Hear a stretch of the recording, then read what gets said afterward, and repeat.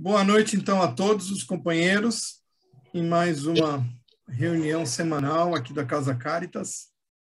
Com grande satisfação que eu faço a apresentação de hoje, minha última desse ano. Depois desta, teremos mais duas palestras, ainda 2 sextas-feiras antes das festas de fim de ano. E eu queria, então, dar o início aqui com um tema que eu achei bem interessante. Inclusive, é um dos capítulos do Evangelho segundo o Espiritismo.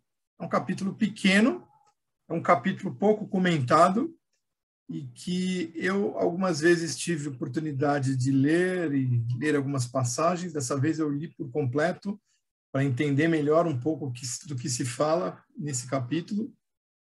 E eu achei bem interessante, digamos assim, a mensagem que ele traz, que é o capítulo Moral Estranha. Vamos passar aqui, então. Diz ali no capítulo Moral Estranha, uma passagem do Evangelho: não vim trazer a paz, mas a divisão. Não penseis que eu vim trazer a paz sobre a terra. Eu não vim trazer a paz, mas a espada, porque eu vim separar o homem de seu pai, a filha de sua mãe e a nora de sua sogra, e o homem terá por inimigos o de sua casa. Interessante. São Mateus. Interessante, porque quando você lê essa passagem, já vem aquela indagação, realmente, moral estranha. Porque o Cristo, com a sua mensagem de bondade, de ternura, de fraternidade, uma mensagem de amor serena, não seria, digamos assim, o responsável por uma mensagem tão agressiva dessa. Esse é o questionamento do capítulo Moral Estranha. Como assim? Como Jesus, com toda a sua bondade, com toda a sua mensagem de mansuetude, nos traz uma frase, levou uma frase dessa aos seus discípulos, no sentido de que haverá separação, haverá espada, e mais parece um guerreiro sanguinário, um conquistador, do que o próprio Cristo, de amor e bondade que nós conhecemos. Qual que é essa moral, então, que contradiz os preceitos do Cristo?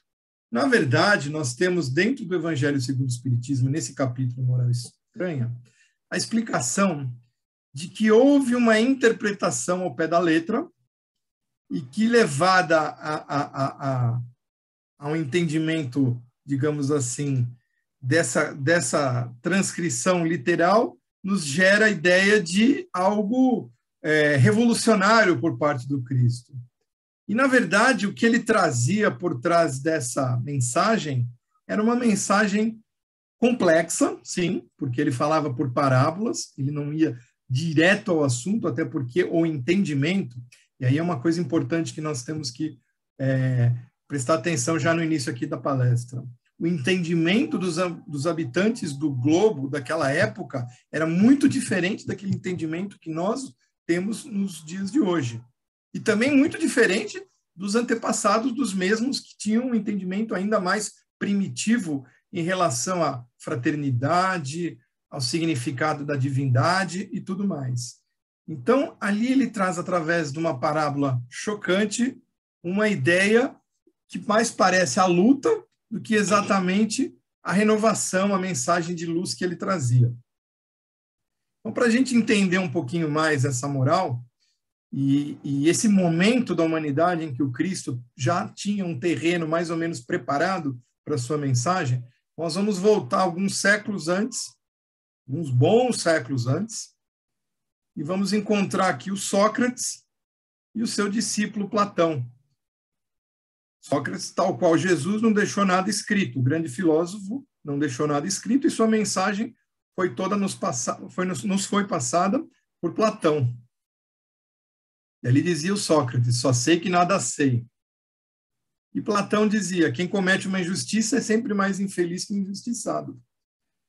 Se você olhar essas passagens, essas frases dos mesmos e ler um pouquinho sobre Sócrates e sobre aquilo também que Platão nos trazia, começa-se a perceber, e isso já está inclusive contido no Evangelho segundo o Espiritismo, que tais filósofos já foram aqueles preparadores de terreno para o campo que estaria muito mais fértil posteriormente com a vinda de Jesus.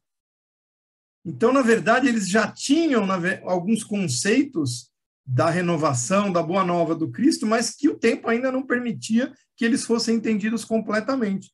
Tanto que Sócrates foi condenado a beber cicuta, porque simplesmente condenaram as suas doutrinas, a sua crença e aquilo que ele afirmava como sendo verdade, e que nada mais, nada menos era do que a crença numa divindade, no espírito fraterno, nas leis de causa e efeito, coisas que nós encontramos hoje em dia no Espiritismo.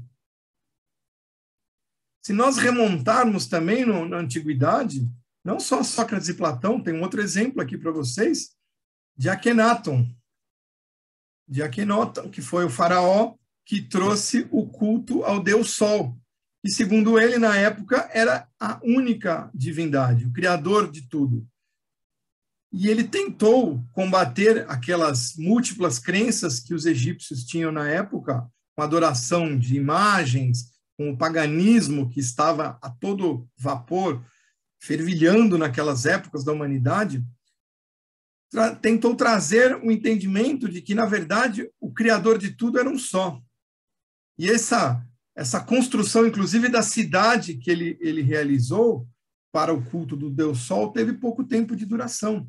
Ele foi combatido, ele foi perseguido. Inclusive, tem um livro aqui à direita, eu coloquei a imagem aqui para vocês, um livro com psicografias, em que a história do Akhenaton, filho do Sol, é relatada com mais detalhes. É uma boa leitura para quem não teve contato com a história de Akhenaton, ou Akhenaton, como queiram.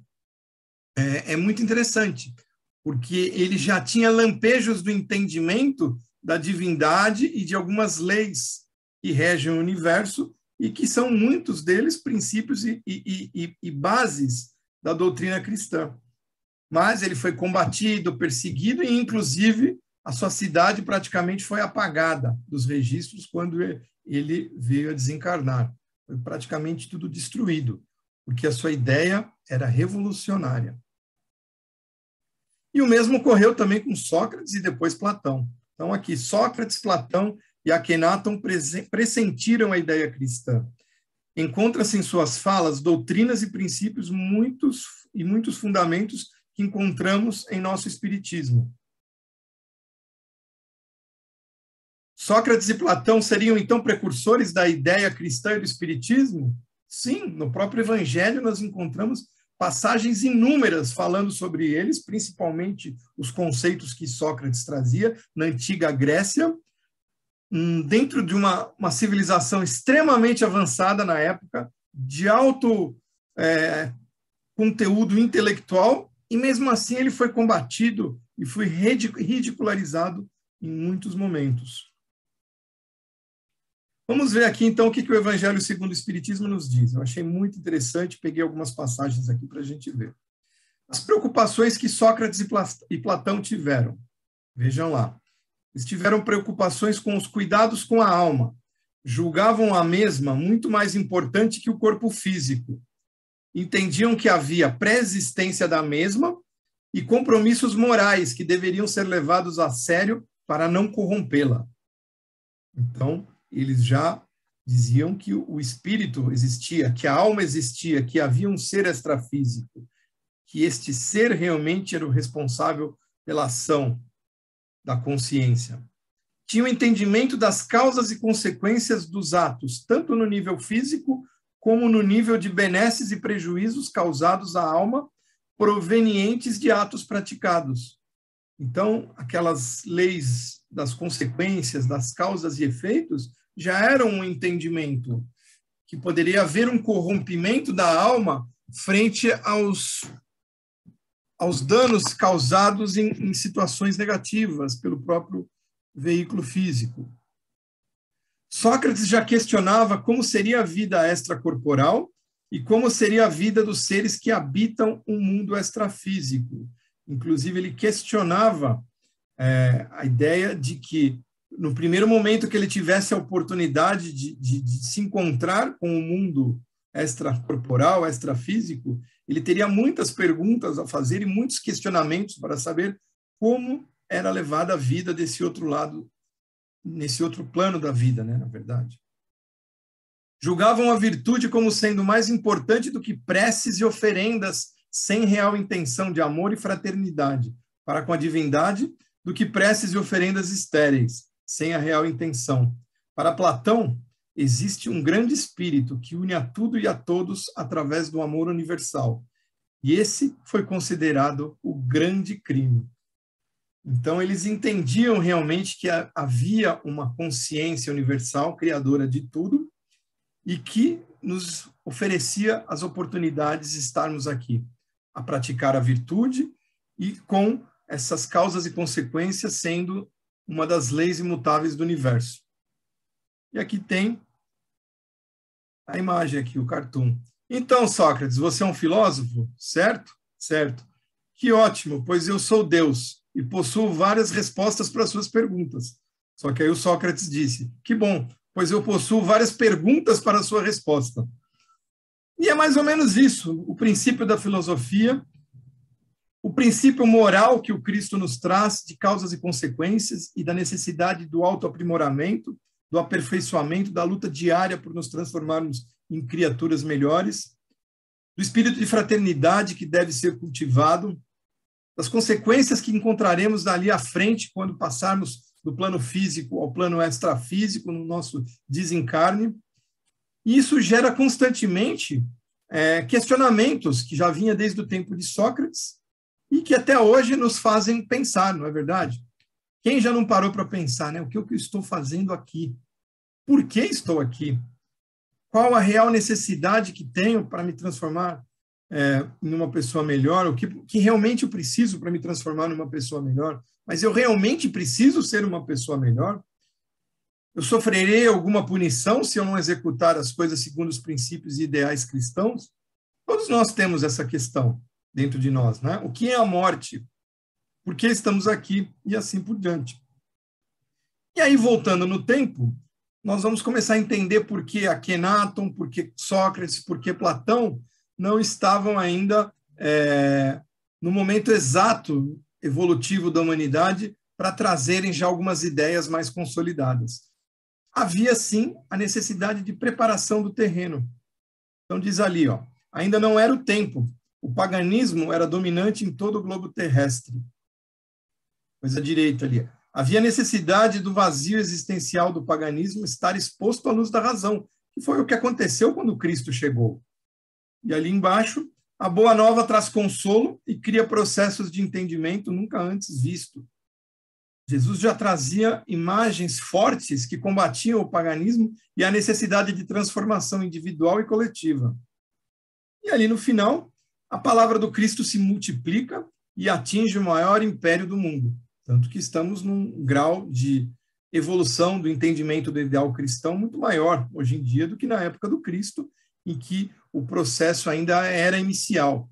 Então, houveram muitos precursores que semearam o terreno, havia toda uma preparação das falanges espirituais para que o plano terreno e os habitantes desse plano se transformassem e começassem a ter um entendimento diferente das suas reais necessidades aqui nesse planeta, na sua encarnação, nessa vida física. E aí, devagarzinho, isso foi semeado por Sócrates, por Platão, por Akhenaton e muitos outros mais. E o Cristo já encontrou um terreno mais fértil, porque o paganismo ele já se encontrava em declínio, já havia uma ânsia, um questionamento, já havia um processo regenerador avançado, que é o que está acontecendo hoje em dia, por exemplo. Todos nós temos uma ânsia de entender os porquês, e todos nós temos uma busca pela religião, pela fé, de saber os porquês das coisas, muito mais do que antes. Se nós olharmos décadas atrás, havia uma evolução do espiritismo e de diversas outras religiões, mas hoje em dia isso se multiplicou muito, o conhecimento aumentou muito e a busca é frenética.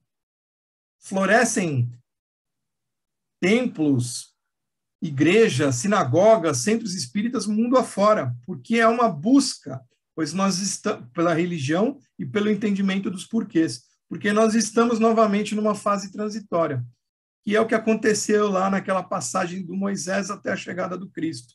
E agora isso acontece novamente. Então, o terreno começa a se tornar fértil novamente para algumas novas descobertas que a humanidade e os espíritos aqui encarnados farão. Então, só lembrando aqui, o Moisés estava ali no meio do paganismo e no meio de situações extremamente primitivas, até que, quando trouxe os 10 mandamentos, ele trouxe aquela mensagem do Deus punitivo, daquele Deus do olho por olho, dente por dente, que se você não fizer as coisas da forma que tem que ser feitas, você vai ser punido e arder no inferno. Então, aquilo trazia uma imagem muito forte, uma imagem de um Deus vingativo, punitivo, mas que era necessária para a população daquela época, que se encontrava num plano ainda primitivo. A partir do momento que o entendimento da divindade começou a se transformar e o terreno foi se preparando, com todos esses precursores que a gente acabou de comentar, e muitos outros, o Cristo recebeu um terreno mais fértil e já estávamos na transição do mundo primitivo para o mundo de provas e expiações. E o Cristo trouxe a boa nova, com a sua mensagem de bondade, de amor, de mansuetude, de perdão, de fraternidade. E esse Messias modificou o mundo com seu ideal cristão, que proliferou, que se expandiu e que trouxe um mundo muito melhor do que aquele mundo primitivo que os habitantes da Terra estavam acostumados a ter como o normal, vamos dizer assim. Inclusive, para aqueles que se queixam do mundo nos dias de hoje, é só voltar alguns séculos e imaginar como era a humanidade nos seus tempos primitivos. E nem muito longe, né? Se a gente voltar ali na Idade Média mesmo, como eram as civilizações, expectativa de vida, saneamento básico, educação, moradia, era terrível, era terrível. A expectativa de vida era na faixa de 30, 40 anos de idade no máximo. E hoje em dia as pessoas passam de 100 anos tranquilamente se tiverem excelentes cuidados com o corpo e manutenção, com alimentação, cuidados médicos e tudo mais. E até pelo desgaste que é menor do que aqueles habitantes do globo de séculos atrás que necessitavam trabalhar duro diariamente e a vida era muito mais rude. Então as coisas se modificam, e se modifica o pensamento, se modifica tudo aquilo que está ao nosso redor. Se modificam as construções dos homens, as suas colaborações conjuntas, e as coisas vão evoluindo. Então, o Messias trouxe essa grande mensagem de modificação de pensamento e de ideal, e disse que haveria a terceira revelação, a boa nova não, né? A terceira revelação, que nós, como espíritas, entendemos como sendo as mensagens contidas no Espiritismo. E, por que não, mensagens também contidas por outras religiões, que nos trazem ainda um entendimento mais amplo das nossas reais necessidades evolutivas, da real necessidade do perdão, da real necessidade de sermos menos procrastinadores, da real necessidade de enxergar menos os defeitos alheios e olhar para dentro de nós e tentarmos nos transformar. De uma forma ou de outra, tudo tem que se modificar, é inexorável esse processo evolutivo.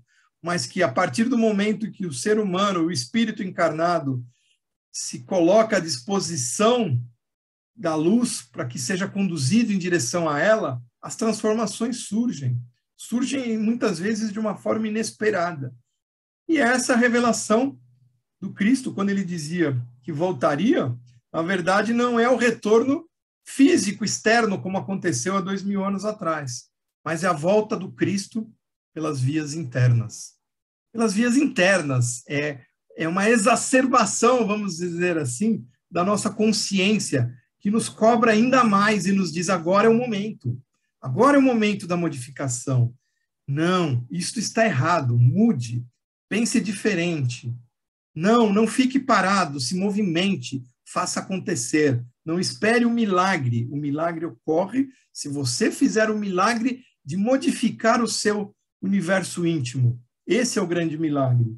E essa terceira revelação são as mensagens que se espalham mundo afora de renovação e da necessidade de modificação de pensamento e de atitude dos seres que aqui habitam. E o Espiritismo traz essa revelação de uma forma muito límpida, muito cristalina e maravilhosa, e nos faz entender muito mais tranquilamente aquilo que o Cristo quis dizer na moral estranha. E como nós explicaríamos isso? Nós explicaríamos isso, vamos ler aqui de novo, ó, não penseis que eu vim trazer a paz sobre a terra. Então, quando ele dizia isso, na verdade, ele dava a entender que toda ideia que traz grandes transformações, normalmente ela é combatida, pois ela mexe com os seus adversários ou com aqueles que, de alguma forma, tendem a crer nela. Então, esta moral do Cristo, ela faria com que houvessem realmente embates, sejam de forma física ou de forma através de pensamento, da escrita, de combates de todo tipo. E que mesmo dentro dos seios familiares haveria antagonismo, mas que esse antagonismo ele é proveitoso, pois você aprende com o diferente, e é isso que nós temos que entender. Dentro do seio familiar, nem todos são iguais, há pensamentos diferentes, há ideias diferentes. Um pode aprender com o outro.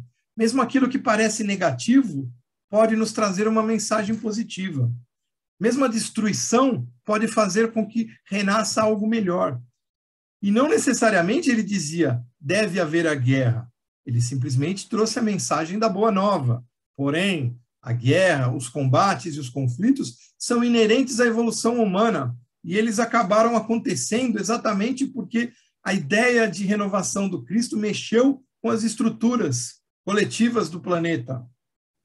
E dessa forma, houveram guerras fratricidas, houveram problemas familiares, houveram uma série de combates às crenças cristãs que surgiram sobre esses ensinamentos do Cristo, e com isso o processo foi crescendo, foi evoluindo, vamos dizer assim. E até hoje nós vemos isso, como espíritas nós sabemos. Como eu disse, dentro do próprio seio familiar, há espíritos de diversos graus evolutivos. Então, os que estão mais avançados ajudam os que estão menos avançados. Alguns trazem ideias conflitantes que fazem aqueles que estão acomodados pensarem. As descobertas da ciência, as descobertas, os postulados religiosos e tudo mais que acontece fazem com que a humanidade cresça, se questione, que traga, vamos dizer assim, novos conceitos morais, não é verdade? Quando a gente tem aí, sei lá, reprodução assistida, como exemplo, por exemplo, né, que nós temos hoje em dia, fertilização in vitro, engenharia genética, tudo isso traz à tona os princípios morais, em que o ser humano se vê impelido a entender esse novo processo e avaliar realmente as consequências que aquilo pode trazer, também da forma ética, também da forma moral. E nada disso é negativo, muito pelo contrário, é positivo. E tal como Sócrates nos faz pensar e dizer, só sei que nada sei, e tenho que descobrir por mim mesmo quais são os caminhos. E através do conflito, das dúvidas, e daquilo que está dentro de nós, nós vamos aprendendo e vamos evoluindo e vamos transformando o nosso planeta numa morada melhor.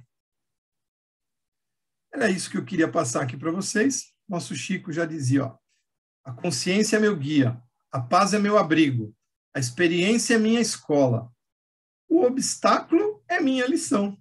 Então, que a gente encare aí os obstáculos que a vida nos traz e tudo que está acontecendo ao nosso redor, no globo mesmo, no nosso país, nos faça pensar e ponderar o que realmente nos traz benefício, aquilo que nos traz prejuízo e aonde nós devemos continuar semeando para crescermos como espíritos e transformarmos esse globo num lugar melhor. Essa é a moral do Cristo. Parece estranha, mas o conflito também é necessário, o obstáculo também é necessário, e a humanidade vai caminhando e cada dia estamos numa situação melhor. Tenham fé disso. Muito obrigado.